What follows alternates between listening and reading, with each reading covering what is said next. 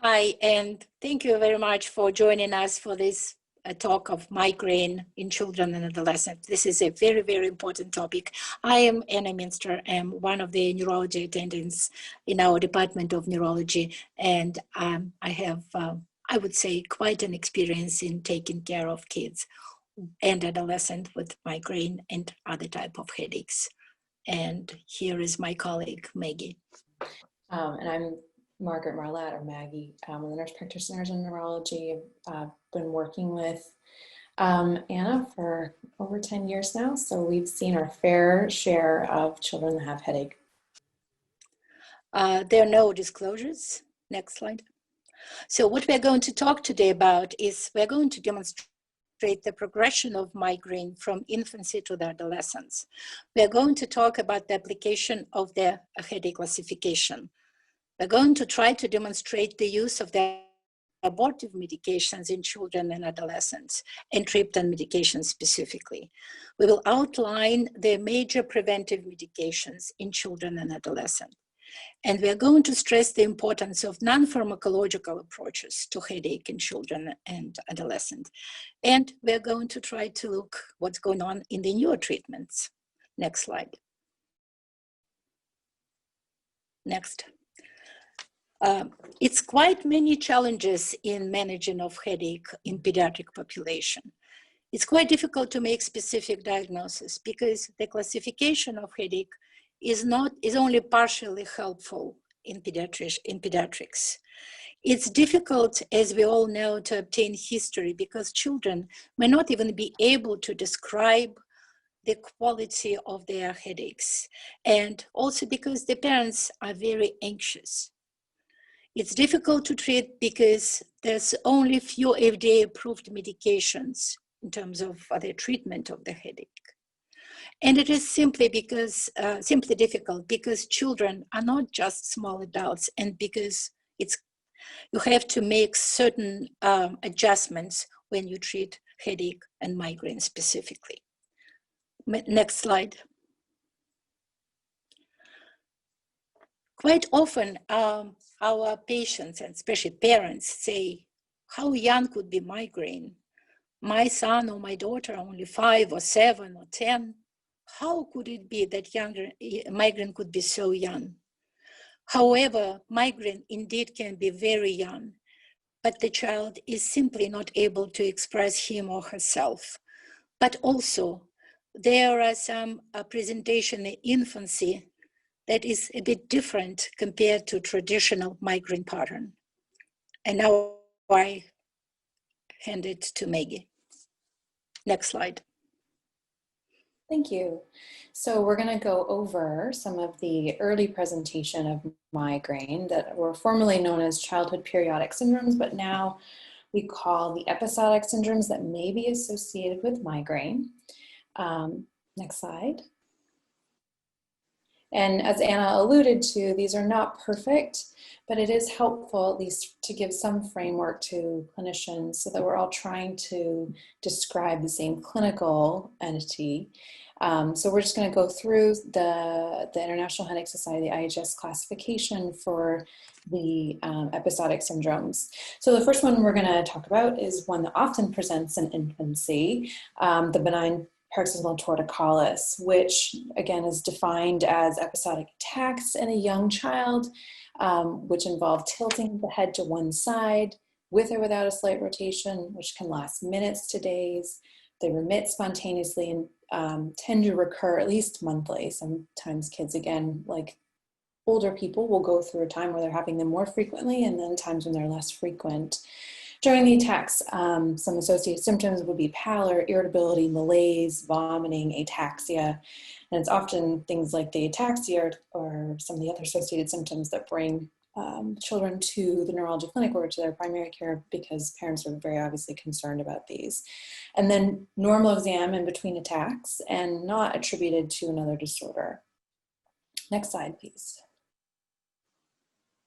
Cyclic vomiting is defined as recurrent episodic attacks, usually stereotyped to an individual patient of vomiting, intense nausea, pallor and lethargy, and then again, in between attacks, complete resolution of symptoms, so not suggestive of some underlying etiology related to the gastrointestinal tract. Episodic attacks, stereotyped, vomiting during the attacks last for at least 4 hours, and then again, symptom-free during attacks.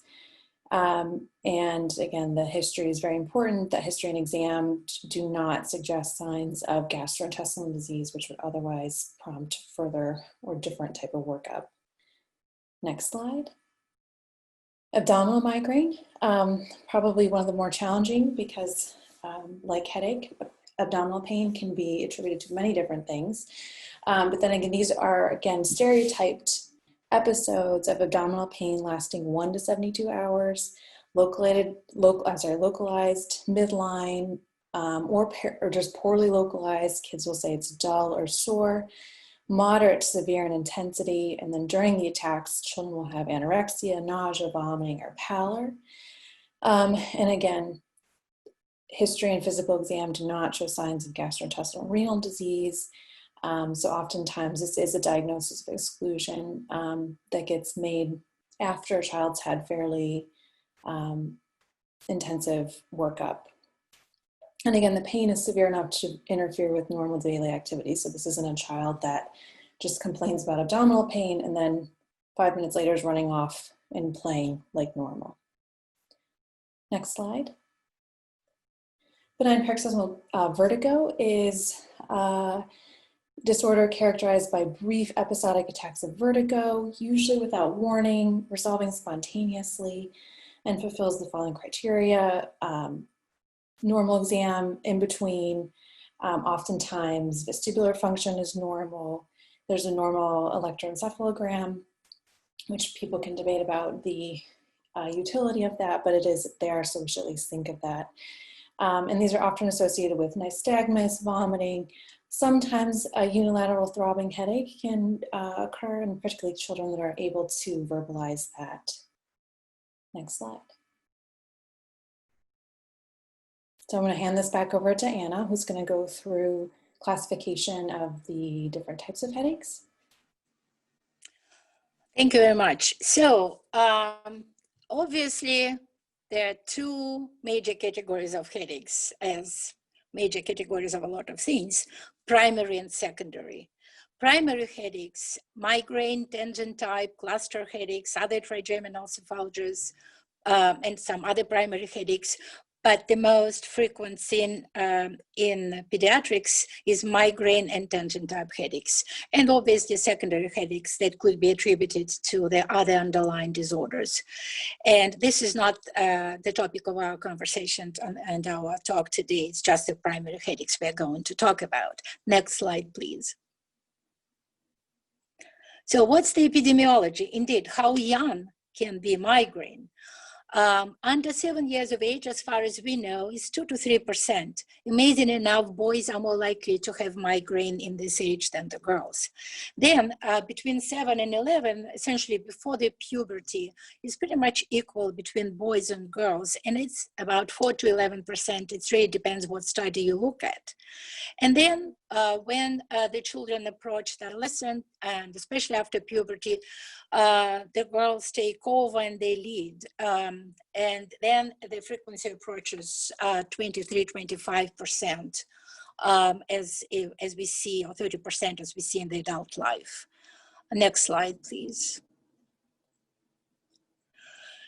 It is very important to try to diagnose, in spite of the fact that we just mentioned that classification is not, is only partially helpful in terms of diagnosing the headache, but it's very important to try to do your best, because it's important to make sure and for reassurance that it actually is not a brain tumor, because every single headache in pediatrics for the parents, it's what if it's a brain tumor? And it's our responsibility to try to do our best to confirm it's not.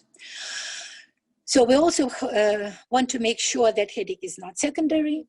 And we have to keep in mind that primary headache, migraine, tangent type, other primary headaches, they are diagnoses by themselves.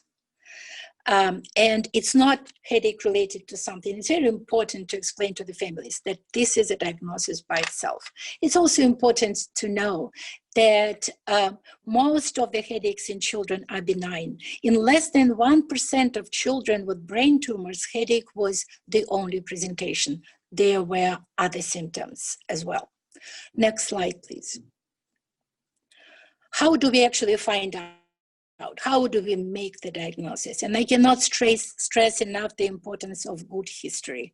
And I mean, history is the majority of the time that I spend with my patients with the headaches, the majority of the time of the appointment. Please don't forget to ask about the triggers, emotional status, school performance.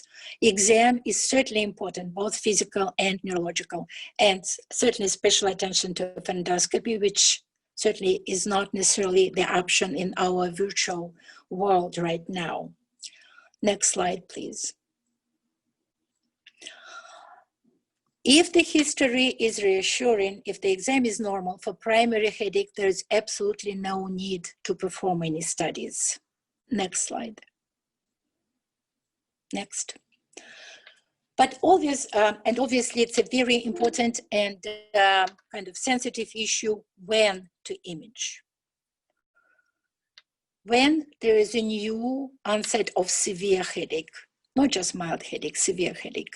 When the pattern of the headache dramatically changes, when it exponentially increases in about 1 month, when the child is young, under 7 years of age, when the headache is progressively worsening, when the headache is nocturnal, when the headache wakes the child up from sleep, or when the headache happens first thing in the morning when the child is still in bed, when Valsalva provokes headache, when there is associated fever, seizures, when there's altered sensorium. Next, please. Next. Of course, if there are abnormal neurologic signs such as focal weakness, abnormal eye movements, head tilt, diplopia, imbalance, confusion, incoherent speech, seizure, that's an indication to image. When the headache is exclusively in one location, especially occipital location, this is another reason to image. Next, please. Of course, if it's abnormal neurologic exam, and if the patient is immunocompromised. Next, please. Which study? MRI, of course, is ideal. CT, as we know, we're trying to avoid because of radiation, but if it's a suspected bleeding or fracture, or when the MRI is absolutely not feasible, CT is an option. Spinal tap is done when we suspect subarachnoid hemorrhage or increased intracranial pressure. Next, please. So migraine. Migraine obviously is one of the primary headaches, and there are two major categories. Migraine without aura, which previously was called common migraine, and migraine with aura, that previously was called classical. Next. So let's talk about migraine without aura. This is a classification from diagnostic criteria. And again, there are adjustments done for the pediatrics. In the adult world, the headache should last 4 to 72 hours untreated. In pediatrics, it's 1 to 48 hours, and we are allowed to include sleep as part of the duration. When the headache has at least 2 of the following 4 characteristics, unilateral, again, in pediatrics, it could be bilateral. Pulsating quality, difficult to elicit in pediatrics, but try. Moderate or severe pain intensity, and aggravation by kind of routine physical activity. Then during the headache, at least one of the following is required, either nausea or vomiting or sensitivity to light or noise. And again, I want to say that in pediatrics, it is difficult to elicit pulsating quality. Most of the time, the headache is bilateral, but the headache is supposed to be severe if it's migraine.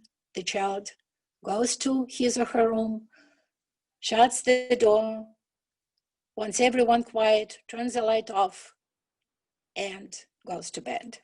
Next, please. Next. Now, migraine with aura. Migraine with aura is significantly less frequent in general and even less frequent in children. But within time and closer to adolescent years, it becomes more frequent.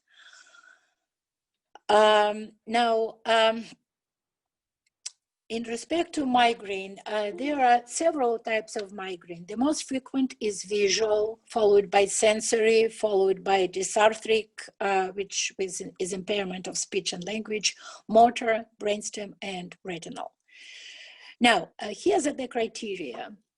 That the aura symptoms spread gradually over 5 minutes, but they are not supposed to last more than 60 minutes. Now, each individual aura is above last anywhere between 5 and 60 minutes. And at least one aura symptom is unilateral. And the aura is accompanied or followed within 60 minutes by headache. Now, I have to say again that visual aura is most common, followed by sensory. Visual aura is fortification spectra, flashing light, stars, sparkles, something like that. Now, sensory aura is usually unilateral and it's consistent with pins and needles tingling. It's typically start in the hand and then moves gradually to the arm and to the face. It's very important to make sure that you identify it as an aura and not as a complicated migraine, because sensory aura indeed is very important, because if you don't recognize it, then you may deprive your patient in treatment with the proper medication. Next, please. Now, indeed, what is complicated migraine?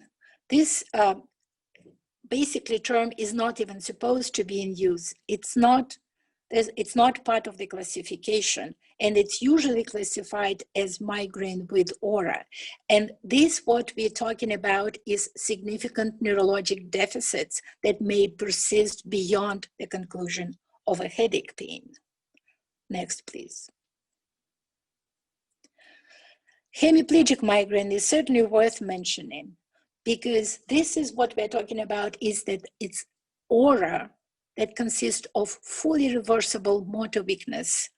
Could be visual, could be sensory, could be speech, could be language symptoms as well, but it's a motor aura that make the migraine hemiplegic migraine. And there is sporadic and familial types. And for the familial, there are 3 types coded by 3 genes. And certainly this is beyond the scope of this talk. Next, please. Migraine with brainstem aura is a little bit of a gray area, but important to discuss. So this would be the fully reversible speech, language, sensory or visual auras, but no retinal or motor symptoms. Again, basically it's spread over 5 minutes. It lasts 5 to 60 minutes, headache follows. But there should be 2 symptoms, 2 brainstem symptoms at least, to be present in order for the migraine to be called migraine with brainstem aura. It's dysarthria, vertigo, tinnitus, hypoacusis, diplopia, ataxia, decreased level of consciousness. But most common symptoms are vertigo, nausea, vomiting, ataxia, and visual field defects. Next, please. Acute confusional migraine is very rare, and incidence is unknown. We don't have enough data, but it's acute onset of confusional manifestation as agitation, memory deficit, disorientation, increased alertness, dysarthria, perceptual disturbance. Headache may occur a little bit later, and the duration could be no longer than 24 hours. Obviously, this kind of presentation requires more extensive evaluation, imaging, CSF, and the EEG. Next, please. Retinal migraine, also rare. And I want to stress here before we move to the next slide is that there's 2 attacks of reversible monocular visual disturbance with positive or negative visual phenomena. And again, I want to stress it should be monocular, because quite often visual migraine with a visual aura called retinal migraine, whereas strictly to speak, it's not. Next, please. Now, complications of migraine. This is not complicated migraine, not complex migraine. It's complications of migraine, which are recognized by the classification. That status migrainosus, when migraine lasts more than 72 hours, this persistent aura without infarction, migrainous infarction, and migraine aura triggered seizure. Something to keep in mind when we use the term complicated migraine. It could be this, what we are talking about. Next, please. Now, just briefly to mention tangent type headache, because it's quite difficult in children to differentiate between migraine without aura and tangent type headache.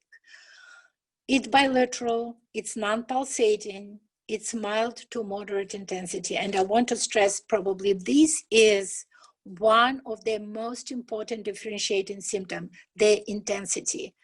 With migraine, most of the time children would go and lay down. They just will not be able to function. With a tangent type headache, they can. And tangent type headache is not aggravated by routine physical activity. And it's not accompanied by nausea, but sometimes, of course, as we know, any headache would be sensitive to light or noise, and that doesn't exclude the diagnosis.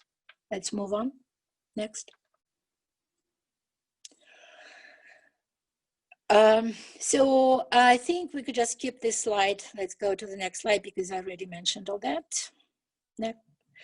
So, and I wish we had enough time to talk the whole hour about chronic daily headache, but we don't have this luxury. So anyway, chronic daily headache is not a diagnosis by itself. It is a collective term. Basically, just presence of the headache at least 15 days in 1 month, and this is for a period of 3 consecutive months. And of course, with no underlying organic pathology. Next.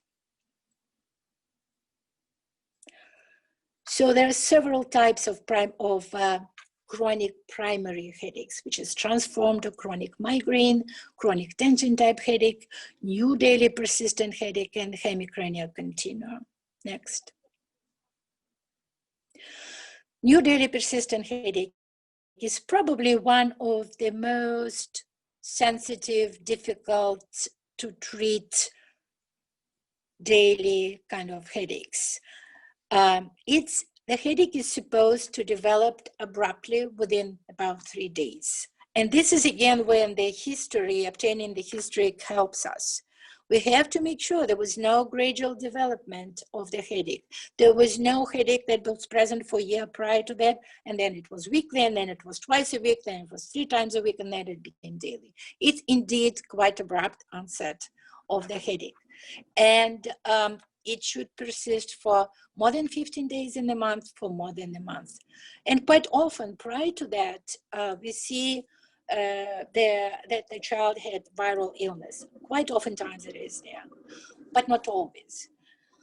And this headache is often persistent to treatment. However, I have to say the approach is quite the same as compared to, say, chronic tangent type headache. Next, please. What are the risk factors? So when we're talking about the risk factors, we already start talking about how to treat, how to approach the headache. Because some of the risk factors are modifiable, some are not. So to begin with, if the headache is high frequency, then it's more likely to become chronic.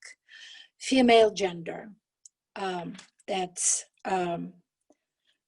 obviously could be a factor. And speaking of modifiable and not modifiable, there is a research now going in transgender patients and how migraine is affected by different hormones. That's kind of on the side note.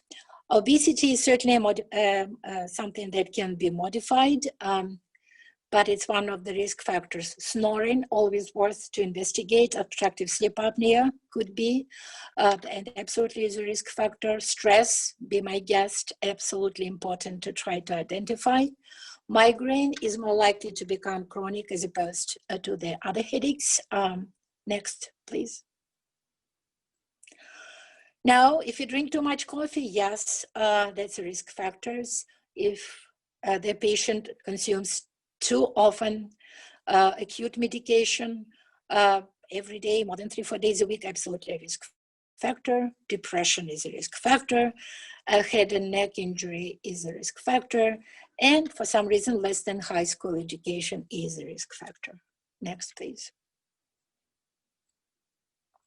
So what is medication overuse headache and how much indeed is too much? To briefly summarize, 5 to 8 days per month of use of the opiates or barbiturates associated with the migraine progression. This is something to keep in mind. Next, please. So there are other primary headaches that you could just look, and so one of them that I really want to mention is primary stabbing headache, which I would say we see not infrequently, especially in the younger patients, and that's something to also to keep in mind. The rest are quite rare, although I've probably seen all of them at least a couple times in my life. Next, please. Now we go to treatment. Next, please.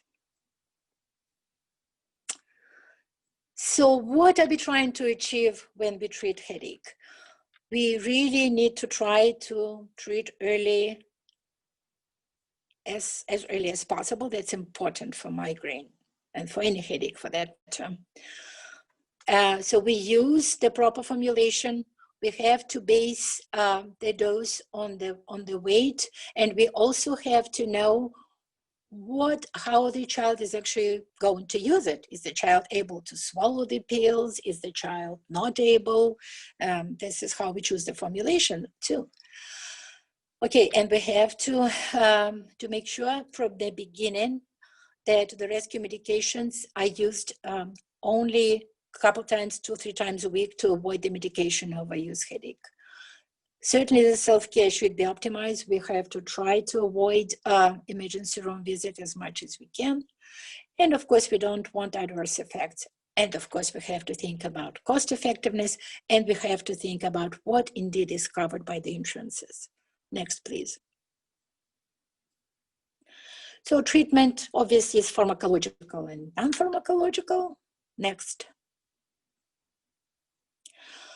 With the pharmacological treatment, there are a little bit challenges there because only a few medications indeed have FDA approval for the use in the pediatric headache.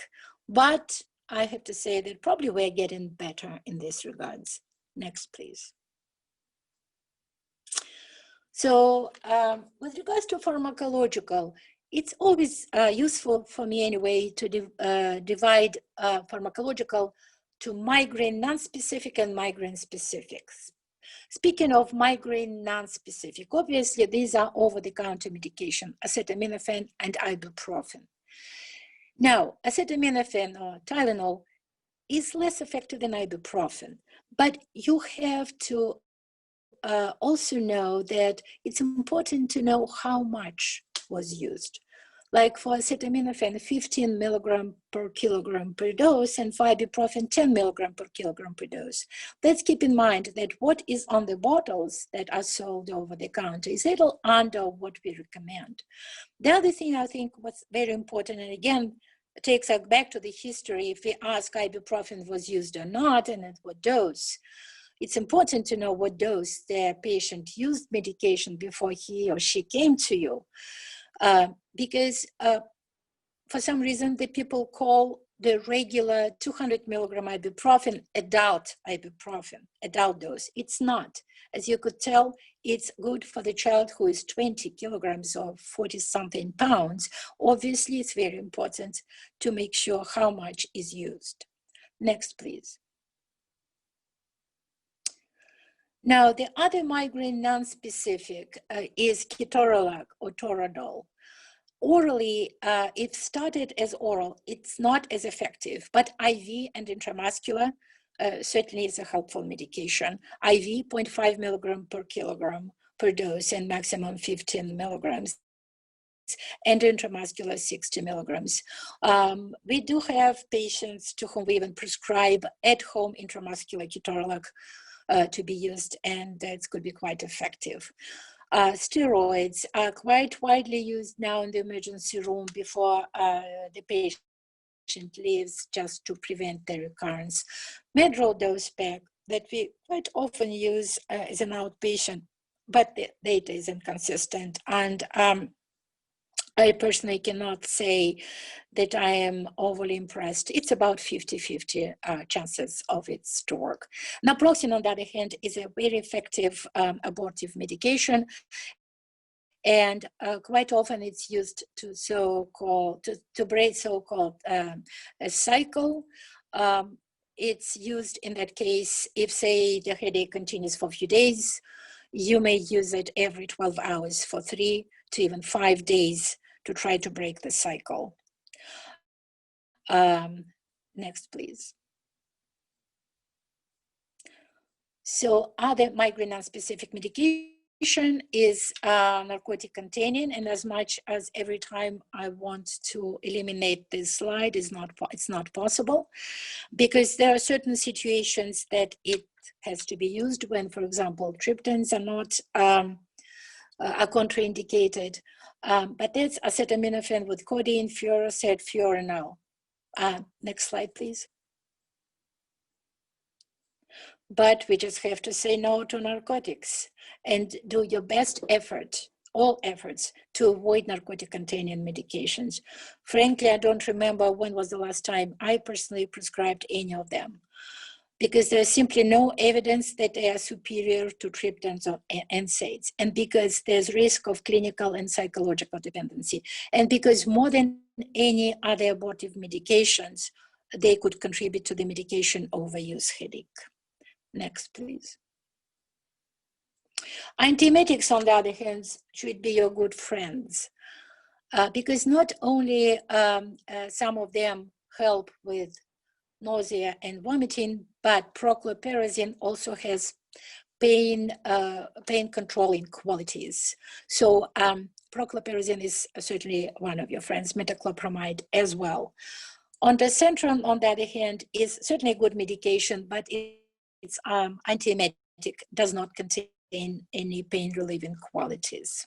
And you see the dosages here. Next, please. Side effects of the antiemetics is postural hypertension, drowsiness, extrapyramidal side effects, akathisia.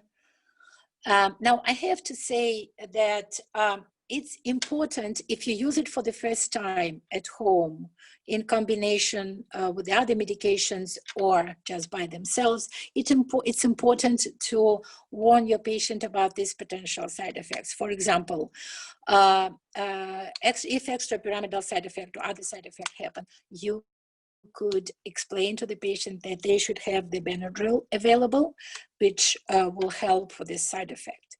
Now, antiemetics can be combined both with migraine non-specific and migraine-specific medications, and quite often it's used in a so-called migraine cocktail. Next, please. Now, I would like to move to triptans now, and these are certainly very effective medications that have been on the market since 1992, and we are getting luckier and luckier because we do have now FDA approval for this medication that I point out right here. But I have to say that with the off-label use, we use the others as well. Next, please. Contraindications for triptans. That's very important to know, because essentially none of them, or almost none of them, apply to the pediatric population. Risk of coronary artery disease, cerebrovascular syndromes, peripheral vascular syndromes, or any kind of cardiovascular disease, uncontrolled hypertension, hemiplegic migraine.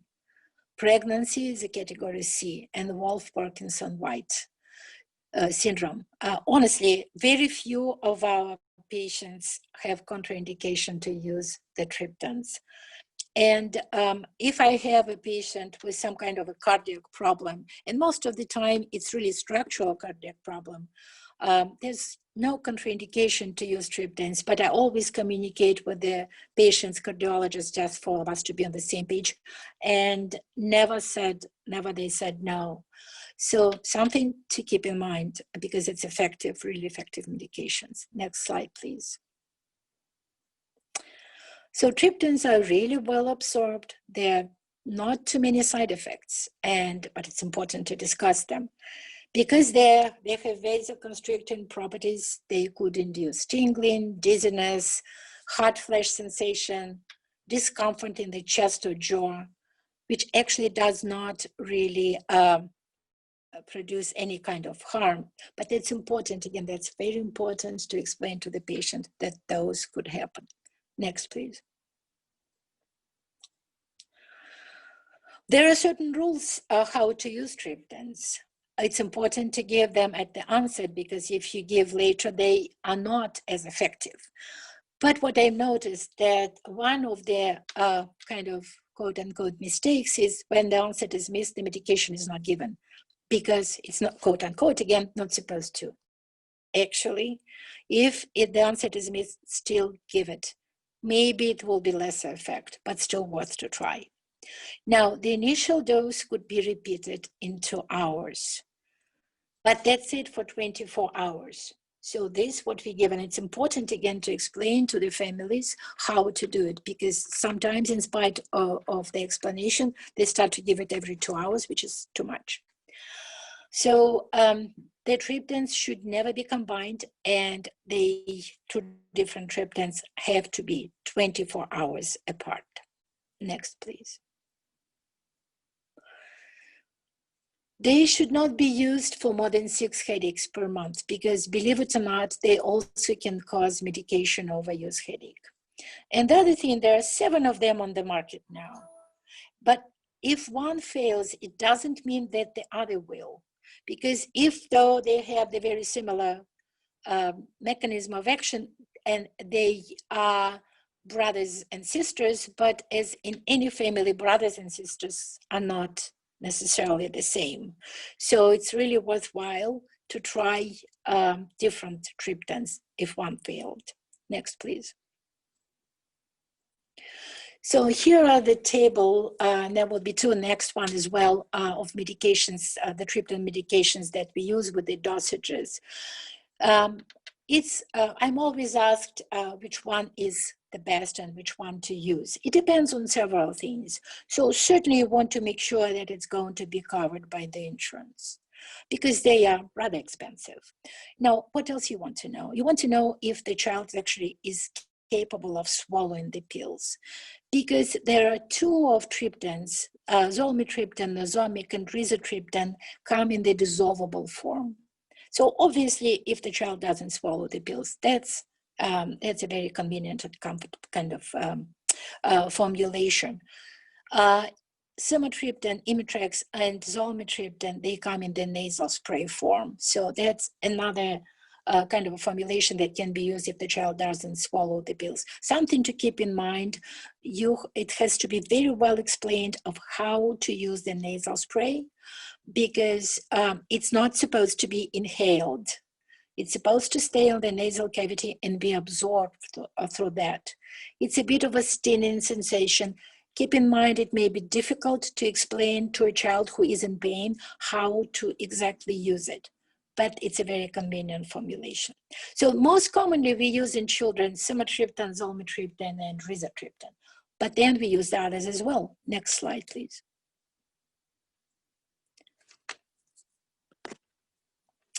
So Exert is elatriptan, naratriptan, and frovatriptan. So these are only available in the tablet form. But almatriptan or Exert actually was approved for children over 12 years old. And alithriptan is also very effective medication. I have to say about the last two, naratriptan and frovatriptan, they have longer mechanism of action, but the onset of action takes a bit longer. So something also to keep in mind, frovatriptan, for example, could be quite handy in treatment of the quite predictable menstrual migraine. Next, please. Now, DHE is kind of a dihydroergotamine. It's a relative of a triptan, but not exactly. So it could be used in the nasal spray, which actually considered to be less effective than triptans, but yet it's important formulation. But also can be used in the emergency room setting and in the inpatient setting in the intravenous as well as in intramuscular, but it should be used with a concomitant antiemetic. Very effective medication, as you know, for the inpatient treatment. There's not too many things that we can offer, but DHE is one of them and has to be used. Next, please. Can we combine abortive? Absolutely, be my guest. Be creative.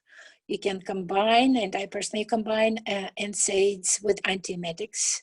You can combine triptans with NSAIDs, and you can combine triptans with NSAIDs and antiemetics. And I want to add one more. Quite often, or at least infrequently, the children become a little anxious when they have quite severe migraine attack. A touch of benzodiazepam could add to this, to the effect of triptan, NSAID, and antiemetics. So sometimes I do use it as well in addition to what I just mentioned. Next, please. Now let's talk about preventive treatment. Next, please.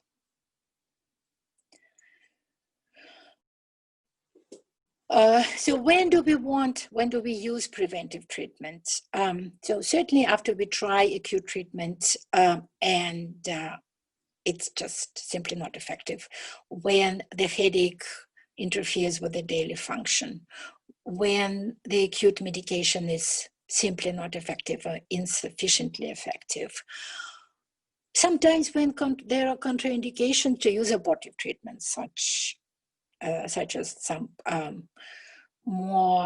such as hemiplegic migraine, which is infrequent, but you want to avoid it at any cost, and when acute medication is overused. Next, please. So what are mistakes, common mistakes that we make, all of us? If you start with the too high dose of the preventive medication, you hit the side effects before the medication even shows the effect. So medication is discontinued, it goes to the garbage, and sometimes never used. Whereas again, it brings us back to the history. It's important to know if it was used, at what dose, what the effect was. So the other mistake is when we start the low dose, which is great, but you know, the wonderful saying, start low, go slow, is great, but you have to go. If you start low and there is no effect, and there is a disappointment from the patient and parents kind of part, obviously the medication is discontinued. And again, I have to say, sometimes it's never used again because guess what, quote unquote, it was not effective, whereas it was not used properly. It was not given a fair chance. The dose was not advanced properly. Next, please. So again, so that's important to follow up on your patients. You either see them or you call them or they call you, but that's important. Otherwise, neither preventive modality will work.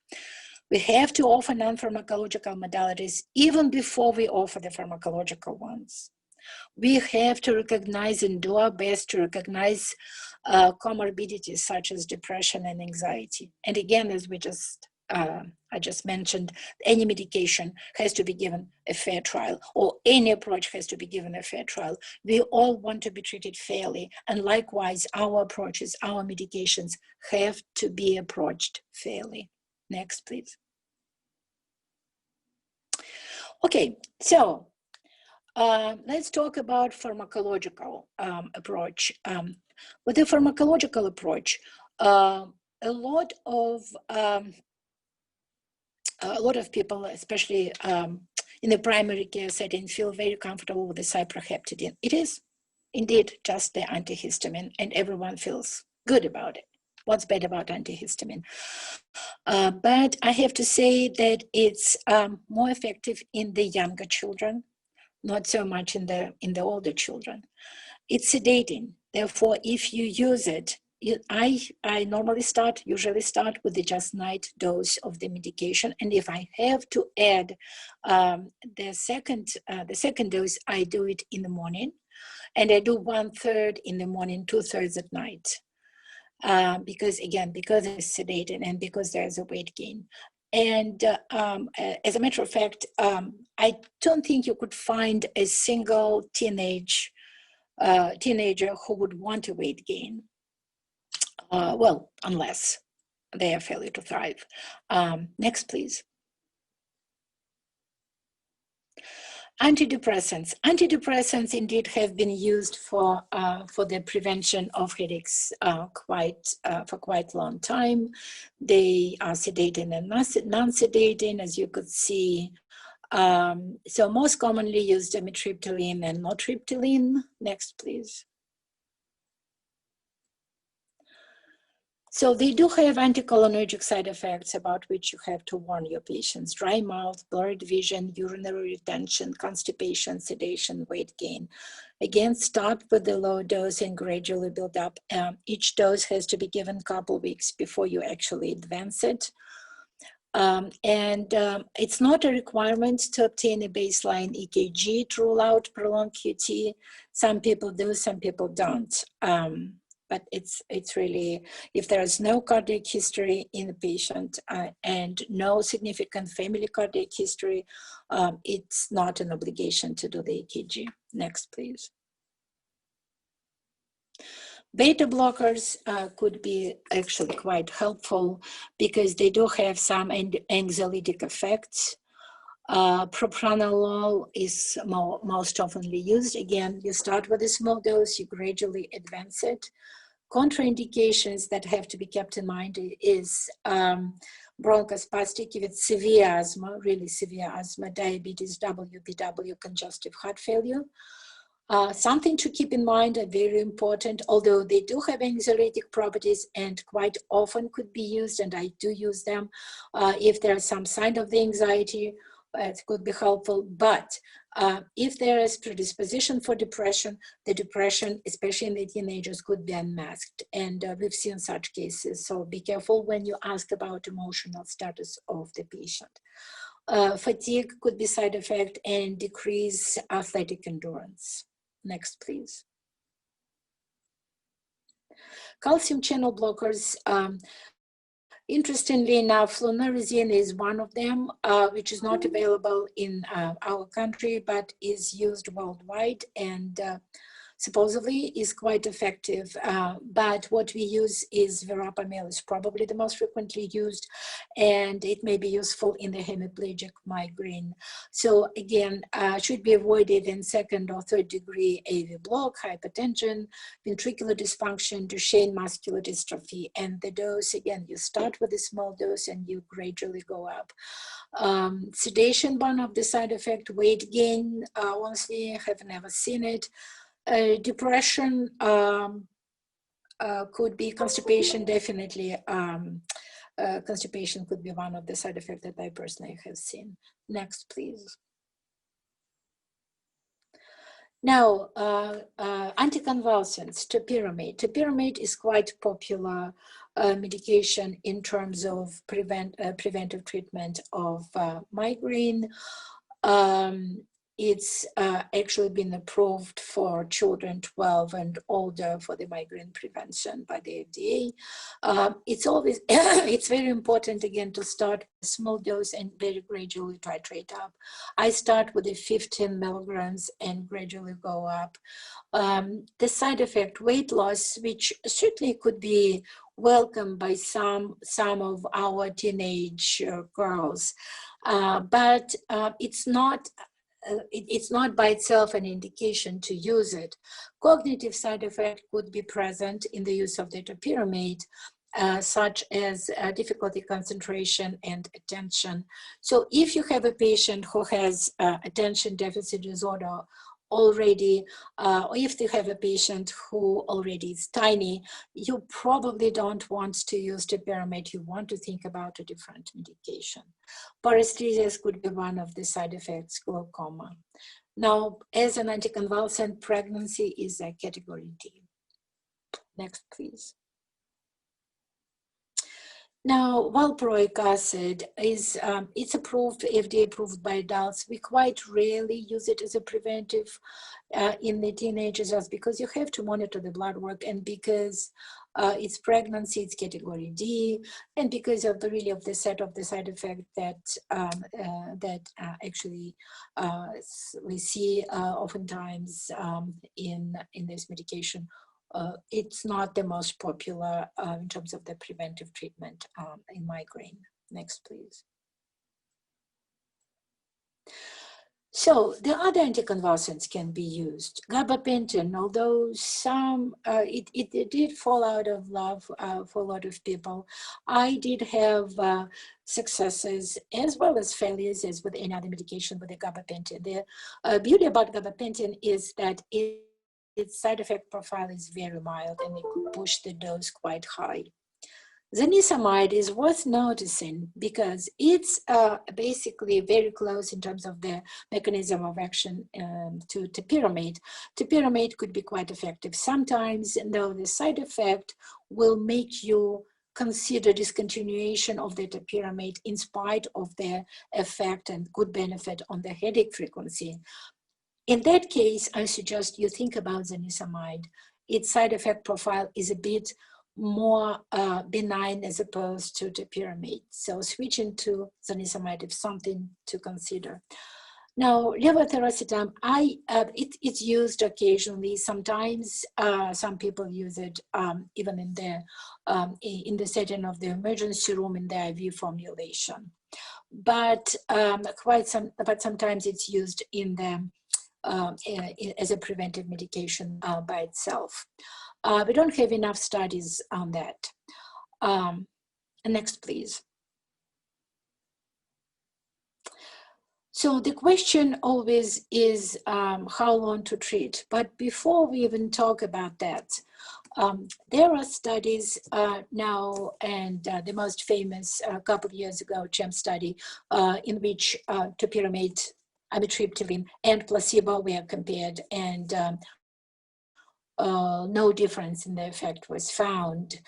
I have to say that a lot of people did make changes after this study came out.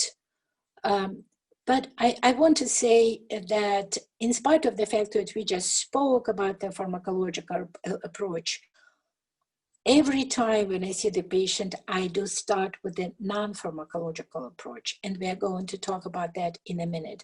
But I want to stress again, because we just spoke about the medications, that they are still in use. Be wise when you use them. Offer the non-pharmacological approaches first, and always consider approaching the comorbidities before you talk about the medications, before you offer the medications that we just spoke. So anyway, so how long do we treat? There's no definitive recommendation. It's very individual. It could be 3 to 6 to 12 months. The example, the child is about to start the 9th grade. The headaches are infrequent, but the patient is stressed about coming 9th grade, or at least thinking of how is it going to be. Probably it's worthwhile to continue with the preventive medication for another couple of months before you're tapering it off. So basically it just tells us individual approach is important. Next, please. So alternatives, vitamin B2, magnesium, melatonin. Absolutely, I do use them. Can I be convinced that they are all effective? Not necessarily, but these are really indeed alternatives, and side effect profile is essentially negligible. So absolutely you may use, especially when the parents are not excited to start the preventive medication. This is something that absolutely can be used. Next. Okay, so now we're talking about non-pharmacological approaches, always in style. Healthy lifestyle, sleep, absolutely. You have to talk about sleep while you obtain the history. Too much sleep is bad. Too little sleep is bad. Different time frame, shifting time frame of sleep is equally bad. Must talk about that before offering the other things. Hydration, very important. Our children are not fully hydrated. Regular meal schedule, absolutely very critical. I'm not a breakfast person. I'm nauseated in the morning. I cannot eat breakfast. This is something to discuss. And exercising, especially now with this, with the quarantine, when the children are not moving enough, something to discuss with the parents and something to really try to find a solution to. Stress, extremely important. So school stress certainly is very important. Desire to achieve, high achievers. A lot of my patients are high achievers. Social dramas, absolutely. Bullying, absolutely. Have to talk about it. This is not, it may not be apparent. This is something to really address. Interestingly, with this pandemic, the amount of phone calls at the beginning of pandemic, and I talk about the headache phone calls, significantly decreased because there was no school. However, within time, the different type of stress started to build up. Children start to become concerned about how is it going to be in the future, for how long it's going to continue, how the next academic year is going to be. I have to go to college, how is it going to be? And also they start to miss their normal summer activities. So again, this is something to address kind of based on the situation right now. It's important to talk about stress at home, parental divorce, parental pressure, sibling rivalry, death in the family. Again, they will not come out necessarily and tell you about the stress. You have to ask. Next, please. So we always have to think about anxiety, depression, and other emotional problem. Again, it's part of the history, and it's important to structure our questions and to structure how we talk to the families to elicit this kind of stress. Families usually don't, and the patients don't necessarily like if you start, although you may kind of feel it from the beginning that the child is depressed and anxious, but they may not necessarily like if you start discussing the problem and the triggers with that. We have to talk, and I personally always talk about the other potential triggers. I talk about sleep, I talk about hydration, I talk about periods, I talk about skipped meals, make sure the eyeglasses are updated, but then you gradually approach this, because this is a very sensitive issue, yet extremely important. Next. So, non-pharmacological, cognitive behavioral therapy, biofeedback, acupuncture, absolutely very effective. Difficult to find the providers, but if you do find a provider, it's very, very important to actually pursue that. Next, please. Okay, I am going to handle this, to hand it now to Maggie and see what's going on in the adult side of the world. Thanks, Anna. I'm sure most people have received questions taking care of children that have migraine or other types of headache disorders about some of the newer medicines that have been recently approved in the last couple of years that thus far continue to only be approved by the FDA for people 18 and over. And those are the CGRP antagonists.